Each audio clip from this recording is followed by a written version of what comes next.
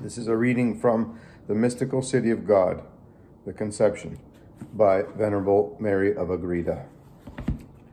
Chapter 6. Concerning a doubt which I proposed regarding the doctrine contained in these chapters, and the answer to it. 72.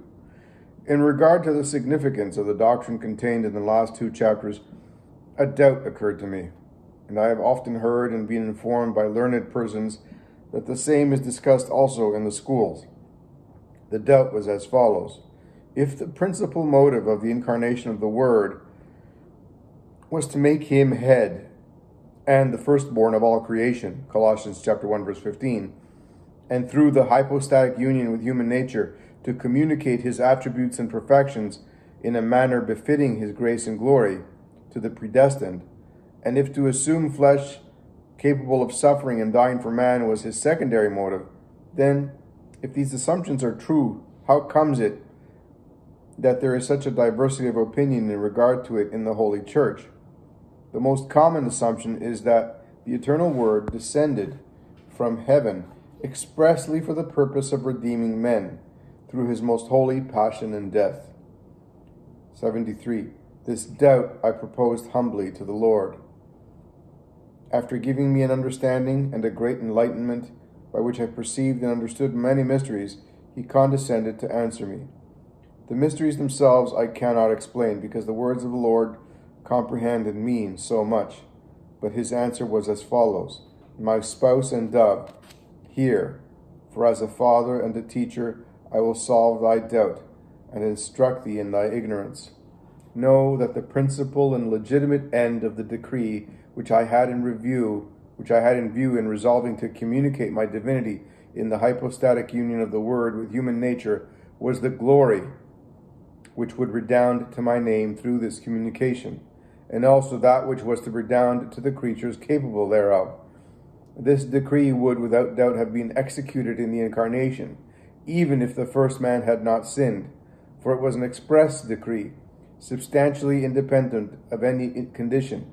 Therefore, the intention of my will, which was primarily to communicate myself to the soul and humanity of the Word, was to be efficaciously fulfilled. This was conformable to the justice and rectitude of my works, and although it was subsequent in its execution, it was nevertheless antecedent in my intention. If I waited before sending my only begotten, it was because I had resolved to prepare for him beforehand a holy and select congregation of the just, who, presupposing the fall of mankind, would be like roses among the thorns, that is, the sinners.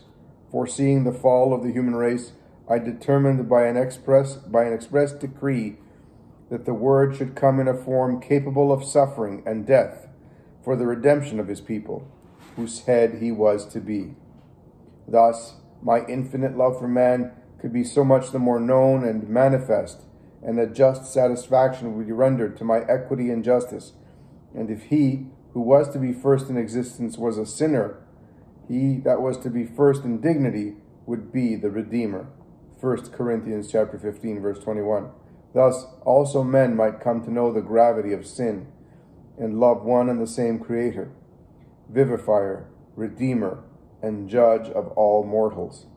I also wished, as it were, to compel them to make a proper return of gratitude and love, refusing to punish them without reprieve, as I have punished the apostate angels, but pardoning them, and looking upon them with mercy, I offered them an opportune remedy by executing the rigor of my justice upon my only begotten Son, and reserving for man the kindness of my great mercy.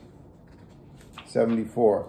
And in order that thou mayest better understand the answer to thy doubt, remember that there is neither any succession of time in my decrees, nor any need of it, for the perception and the execution of them. Those that say that the Word became incarnate in order to redeem the world say well, and those that say that he would have become incarnate also if man had not sinned, likewise speak well. Only it must be understood in the right way, for if Adam had not sinned, Christ would have descended from heaven in that form, which would be suitable to the state of man's innocence. But as Adam sinned, I resolved by the secondary decree that he should be made of passible nature, since, foreseeing sin, it was proper that it should be repaired in the way in which he has done it. And as you desire to know how the mystery of the incarnation would have taken place if man had preserved the state of innocence, know that the human substance would have been essentially the same as now, only it will be clothed with the gifts of impassibility and immortality, such as my only begotten possessed after his resurrection and before his ascension. He would live and converse with men. The hidden sacraments and mysteries would all be manifest, and many times would his glory shine forth as it happened once in his mortal life. Mark chapter 17, verse 1. He would in that state of man's innocence have become manifest to all men in the same manner as he once showed himself to the 3 apostles in his mortal state. All those on the way to heaven would see the great glory of my only begotten. They would be consoled by conversing with him, and they would place no obstacle to his divine workings, for they would be without sin. But all this was impeded and spoiled by the guilt of sin, and on that account it was proper that he should come in passible and mortal nature. 75. The existence of different opinions regarding these sacraments and other mysteries in the Church arises from the fact that I manifest and give light concerning one set of mysteries to some teachers, and illumine others concerning other mysteries for mortals. For mortals are not capable of receiving all the light. It is not expedient that the knowledge of all things be given to one man, as long as men are viators. For also in the state of comprehensors, they obtain them in parts and according to the state and merits of each. But the plenitude of all gifts is due only to the humanity of my only begotten and to his mother in proper proportion. The other mortals receive it neither entirely, nor it is always given as so clearly as to assure them altogether. Therefore they must acquire it by means of study and the use of letters and science. There are also many truths revealed in Holy Scriptures, and to some men light is given from above.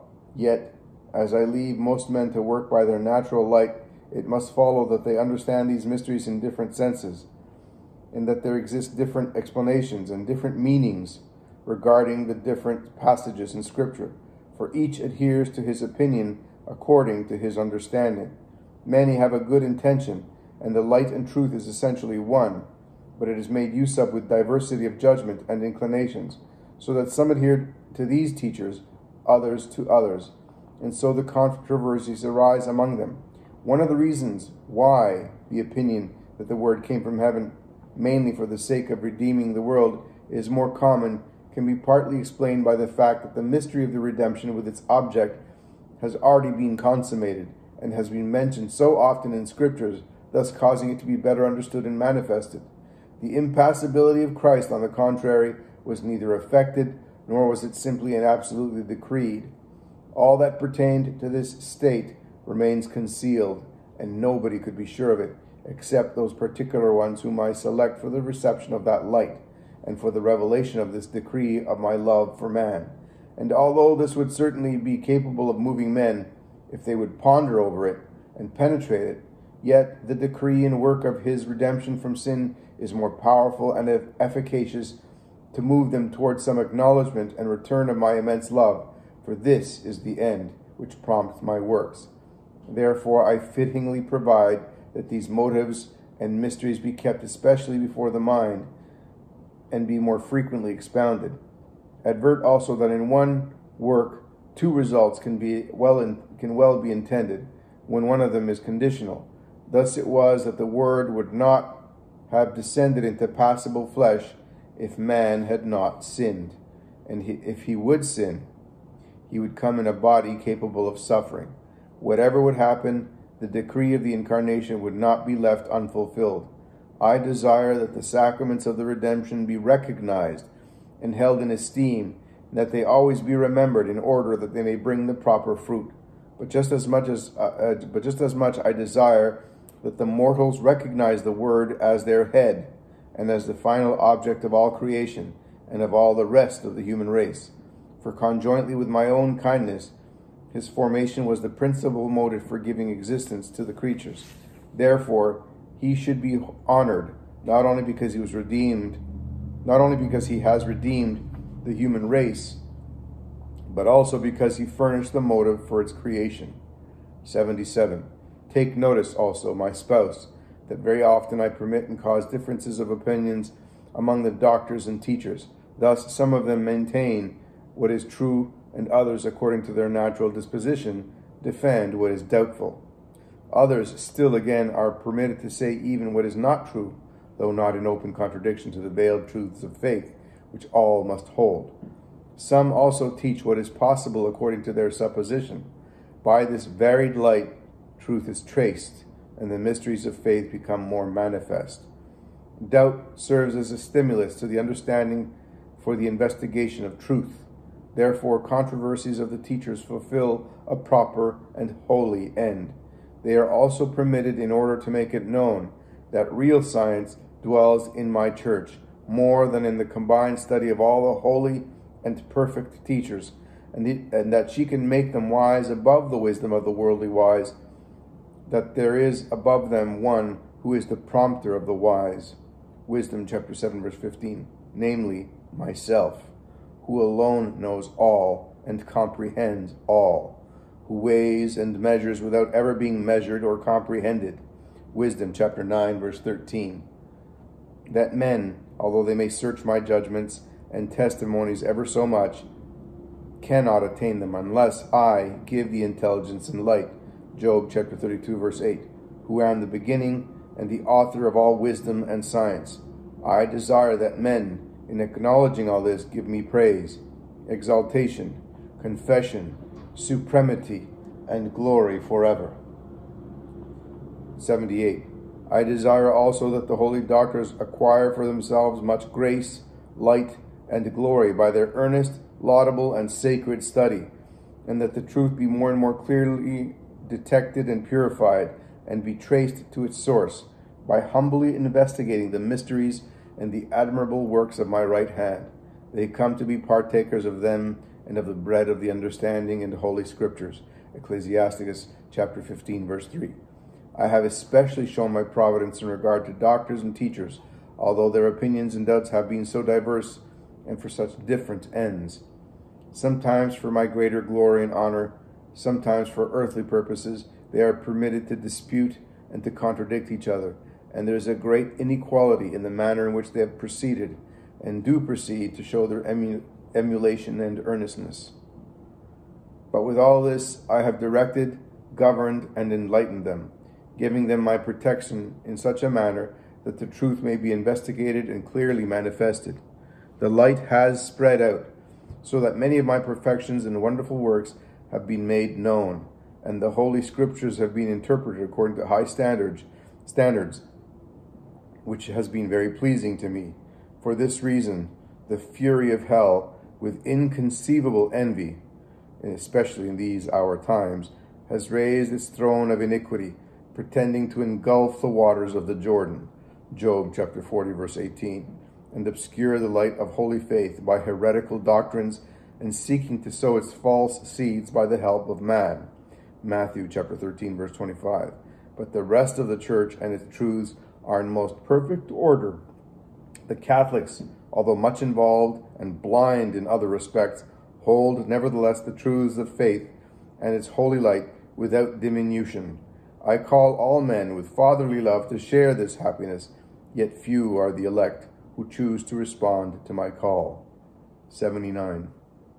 I also desire thee to understand, my spouse, how well my providence disposes things in such a way that the teachers, by the diversity of their opinions and by their own diligent exertion and study, scrutinize more deeply my testimonies, and thus lay bare the marrow of the Holy Scriptures to wayfaring men. But it would be very pleasing to me, and in harmony with my service, if learned persons would extinguish and do away with pride, envy, and ambition after vain honors, also all the other passions and vices which arise from them, together with the bad seeds that are likely to be generated from that sort of occupation. Matthew chapter 13, verse 25. But I do not root out this bad seed at present, in order that the good may not be rooted out with the bad. All this the Lord spoke to me, and many other things which I cannot make manifest. May his majesty eternally be blessed, who, without disdaining the insignificance of so incipient and useless a woman, deemed it proper to enlighten and to satisfy my ignorance in so bountiful and merciful a manner. May the blessed spirits and the just of the earth give him praise and thanksgiving without end.